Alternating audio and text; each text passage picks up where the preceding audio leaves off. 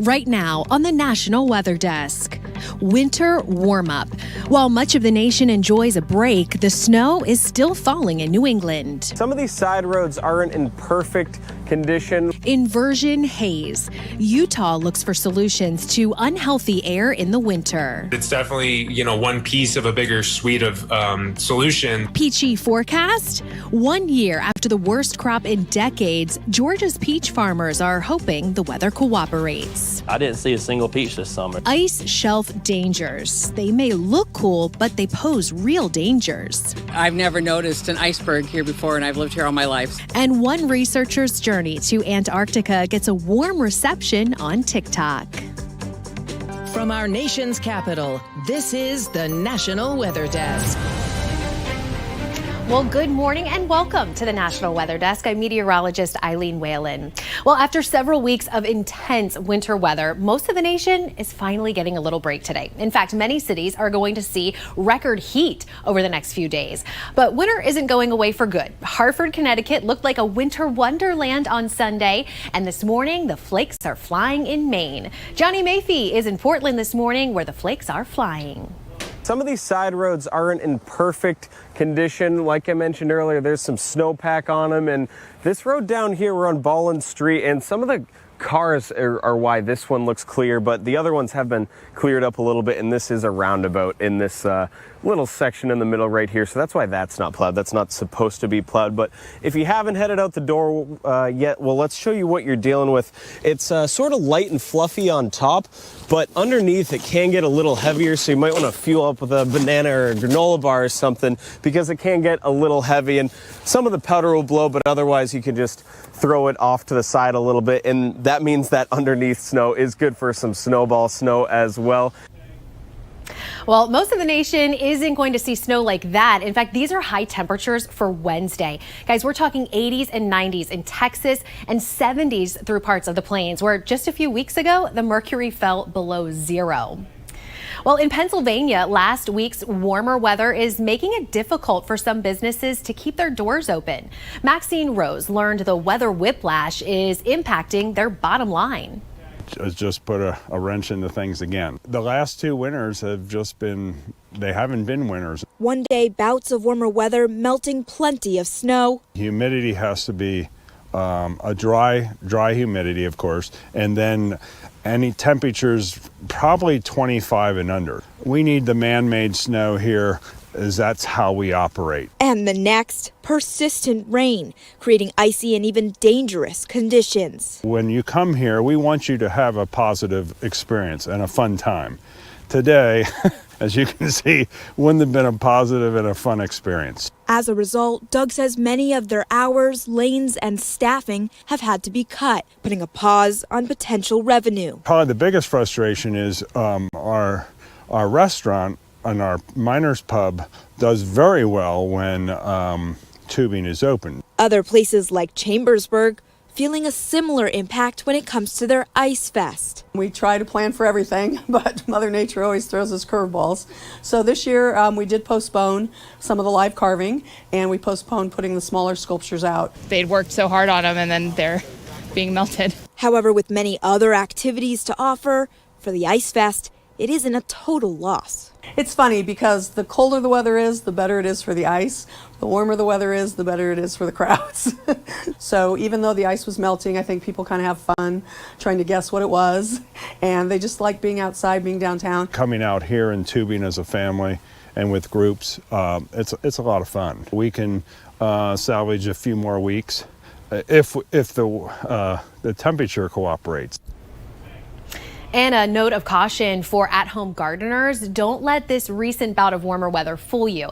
In fact, experts say to hold off on starting that garden too early. Some areas of the country can actually see freezing temperatures as late as May. But there are a few things that you can do now to help your garden get ready for spring. Jesse Kane has the details. I say stop what you're doing. Put those shovels back in your sheds. Because, it is deceiving. Lima says it's not uncommon to have a couple warm days this early in the year. While it's best to wait to plant anything, fruit-bearing trees that are already in the ground can be damaged by early growing degree days when the temperature is over 55. And after so many hours of that exposure, the buds will open. Certain plants will bloom. It's like a program. So what happens is if it starts warming up a little early, that'll start the clock will start. If we get a late frost, then that can really harm. This can affect 50 to 60% of the harvest based on the accumulation of these warm days. But Lima says it is what it is, and there's only one thing gardeners can do with these warm days in January. Right now, it's a great time to soil test, as long as it's not either muddy or frozen, because you got to get that soil probe in there or that shovel in there. But if you can get a day where it's not too wet and the ground isn't frozen, take a soil sample from your garden. And then once you get that soil test, it's a great time to be able to lime it so that you can get the right pH to be able to grow that crop that you like. Well, this is expected to be a hazy week in Utah. The unhealthy air is created by what's called an inversion, which typically happens when there is snow on the ground. Christian Saida is in Salt Lake City with more on the weather phenomenon and the efforts to clean the air. The inversion is a weather phenomenon.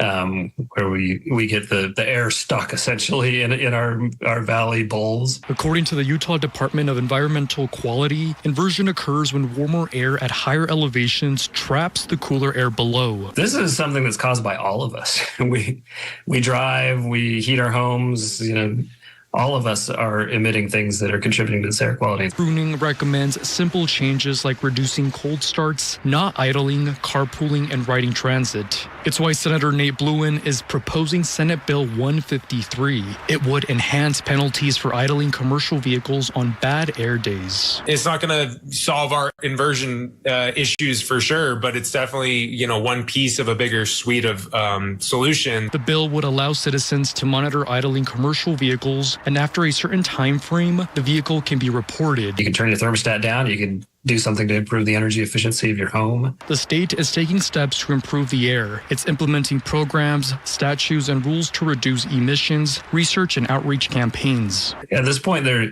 really aren't any silver bullets for air quality. It's just so many little things that we all do every day. And if we just do a little bit, then it'll make a difference. Well, Georgia peach farmers hope their crops look like this by harvest time. Unfortunately, that didn't happen last year. A late winter freeze destroyed much of the fruit. So how is this winter looking so far? Well, Greg Lloyd visited a farm near Macon that was hit hard last year to see how this season is going. As the cloudy, wet January rains down on Gregg Farms, optimism sprouts from Stuart Gregg. A hard March freeze last year wiped out the family's peach crop and kept them from opening their farm this past summer. It was a weird year this year. It was weird not being up here. It was weird not having peaches. I didn't see a single peach this summer. My dad found one and that was it. So I missed the peaches, I missed the customers. And so really it was weird being up here and all we did was cut grass and not saw a whole lot of people either. But the new year brings new promise. The trees soaked up the bitter, biting cold in recent weeks, something that's necessary for peach trees to produce good crops. Peach trees need around this area need about 1,000 hours of cold hours. And just recently through this week, we have 940 hours.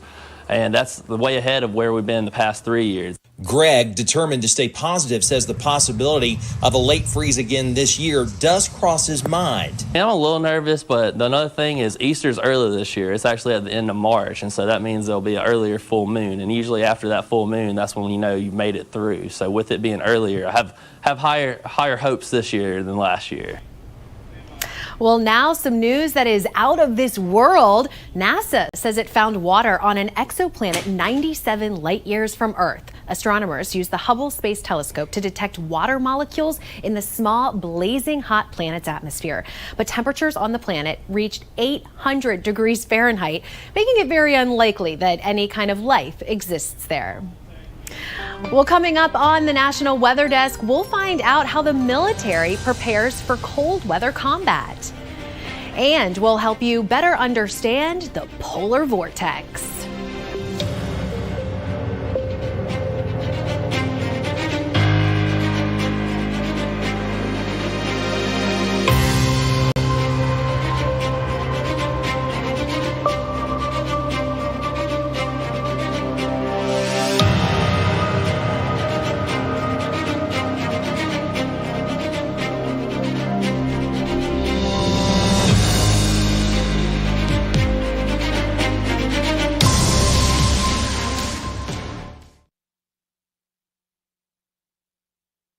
I'm meteorologist Ryan Munn with a look at the Northeast. Let's get a look at the forecast for your Monday. And we have some light snow showers out there for parts of New England as we head through the morning hours. Then it will start to clear out. Most areas will see partly to mostly cloudy skies. And temperatures get pretty cold up towards Maine. Look at this. By tomorrow morning, temperatures below zero in single digits in some spots. But as we get a look at the high temperatures for today, temperatures are in the 30s for most, low 40s down towards New York City.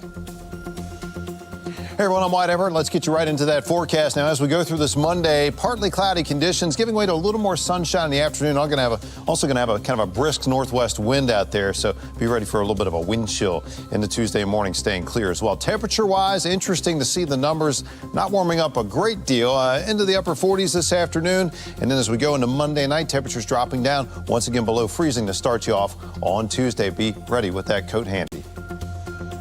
I'm meteorologist Vitas Reed. Here's a look at your Southeast forecast. Highs 42 degrees in Nashville, 56 in Raleigh, 62 in Charleston, looking at 49 chilly there in Birmingham, 59 in Pensacola. We'll see upper 50s in Tampa, and West Palm even 64 degrees. So cool temperatures behind the front that pushed through the other day. That will continue to extend to the southeast. High pressure over Arkansas, keeping things nice and clear through Monday afternoon. You can see nice and sunny over Atlanta, and we'll stay nice and clear for the first part of the week.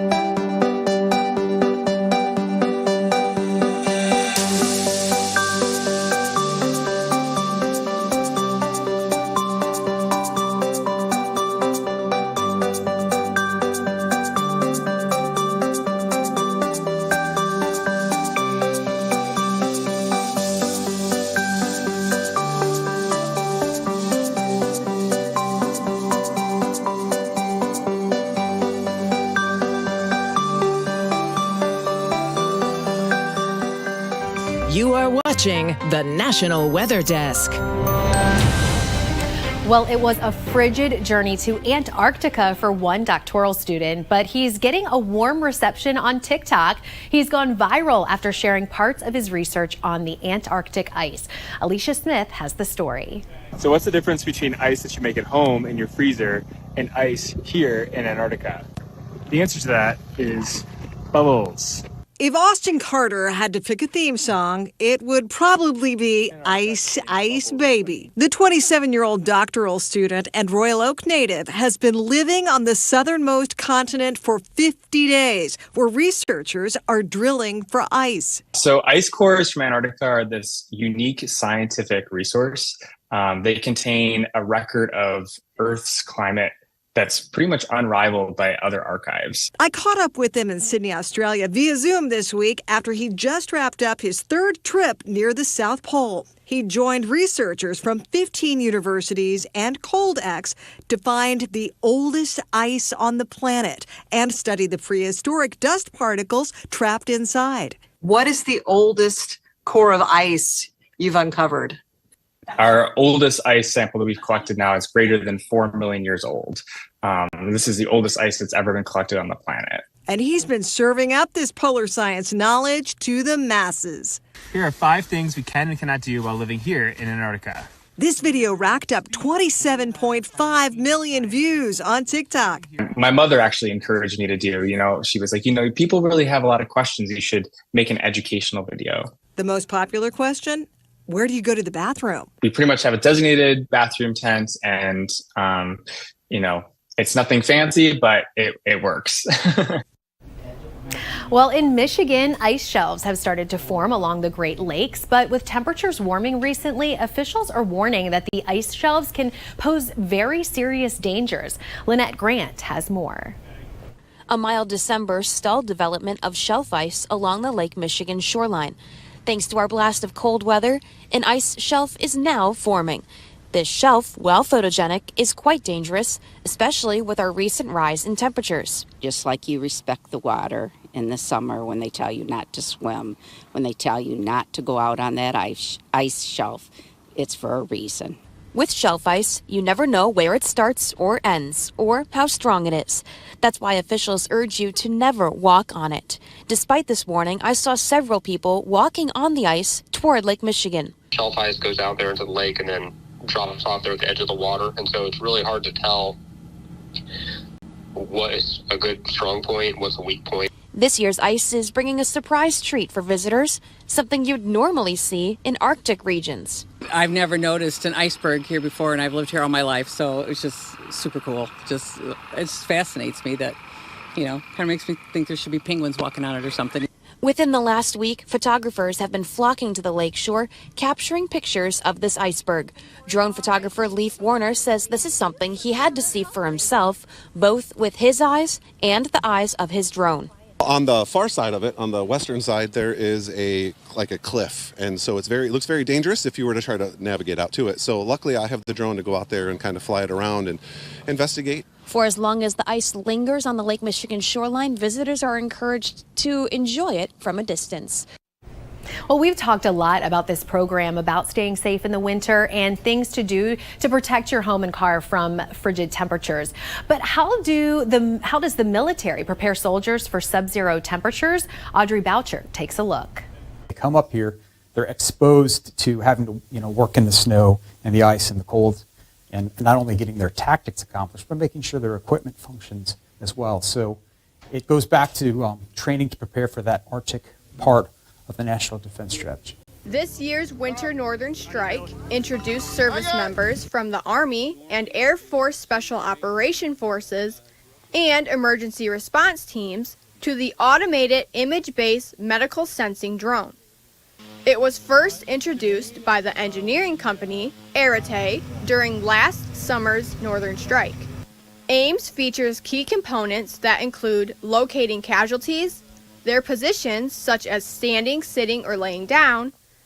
It can also gather vitals. Another thing we strive to do in the exercise is integrate industry to expose rotational training units with things they may not have seen before, threats that may be on the horizon for them. So it means a lot to the exercise and to the units to be able to experience those unique training opportunities and threats. There's also the Red drone that can fly up to 1,000 feet. It's designed for intelligence gathering and drops tennis balls to simulate explosive munitions, like grenades. We call it Red drone, so that's kind of the UAS harassment that we can expose units to. Again, the things that we're seeing around the world in real time. We're able to replicate those and expose units to that little bit of harassment and training so that they can get a better idea of what they may experience. Well, have you ever seen a bald eagle in person? Well, nature enthusiasts gathered during the weekend to feast their eyes on this national symbol. Photojournalist Westbrook Shortell has the story. They come from everywhere to see our nation's bird, that majestic creature. And we're so happy that people are finding it. Have you ever been before? No. We just signed up online. Question, they come here maybe to watch these eagles in action. So we have the two nests here at the lake, and so a couple of these birds, 4-ish of these birds are going to stay here because they reuse their nest year after year after year. The rest of these birds, if they're adults, they're probably going to go to some other place in central New York, or maybe the Finger Lakes region.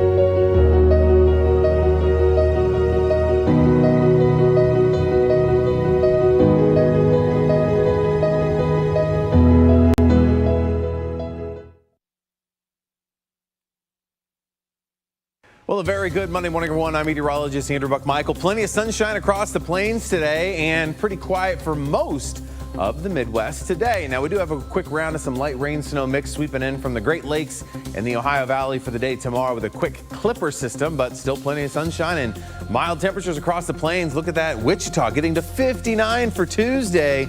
Jumping ahead into Friday or Wednesday, we're even warmer there. 65 for the high in Wichita on Wednesday and pretty quiet for the rest of us. Good Monday morning. I'm meteorologist Joe DiCarlo. Look at our forecast across the region. It's going to be really nice today. We will start off on the cool side, 30s and 40s, and then climb mainly into the 60s across the region this afternoon. Just a few passing clouds as we head into your Tuesday. Mostly cloudy across far south Texas. Otherwise, staying with a lot of sunshine to the north. And then comfortable temperatures continue. 60s even pushing 70 in a few locations Tuesday afternoon as well. Well, hi there, everybody, and a good Monday morning to you. I'm meteorologist Shannon O'Donnell. Out west, it's warm again. Record warmth possible along the I-5 corridor, including again in the Emerald City. 62 later today in Seattle. That's warm for the finale of January around here.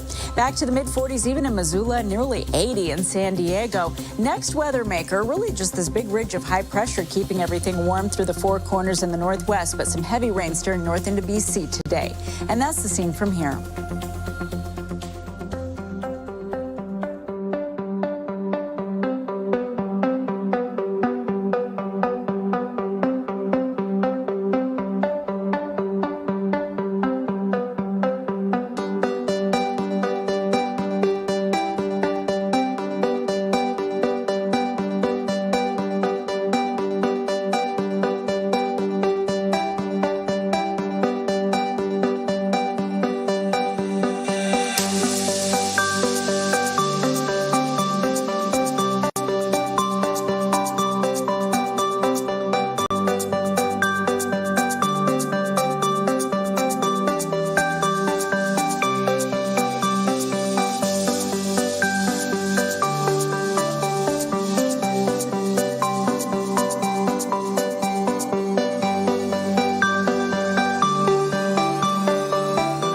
You are watching the National Weather Desk.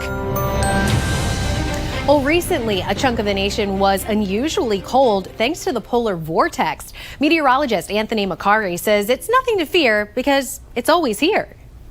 Now, what you might not know is that when the jet stream is strong, the polar jet, this air is confined into northern Canada, of course, the Arctic Ocean. And for us here in southern New England, when the jet stream is strong, we don't necessarily get a ton of cold air in our region. This would be milder temperatures for a longer period of time, maybe even some quieter weather. When the jet stream weakens, that's when the polar vortex becomes disturbed. We get areas of it that break off from the main circulation and move into the continental United States. Sometimes this can reach all the way down toward the south coast. And for us here in southern New England, this is also the potential time when we can get snow to accumulate even more. Storms will work up the East Coast in the milder air, but then tap into the cold air over us to produce more snowfall. Well, we'd love to share your weather content on the air. You can find us on all your favorite social media platforms, including Facebook, YouTube, Instagram, and TikTok. Just search the National Weather Desk. We'll be right back.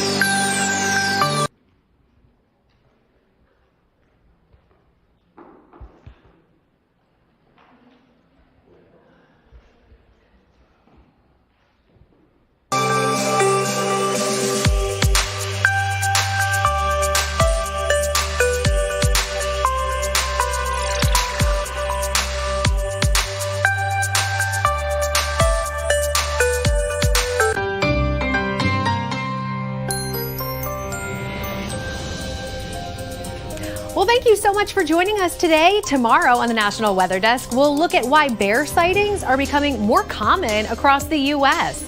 I'm meteorologist Eileen Whalen, and make it a great Monday, and we'll see you back here tomorrow.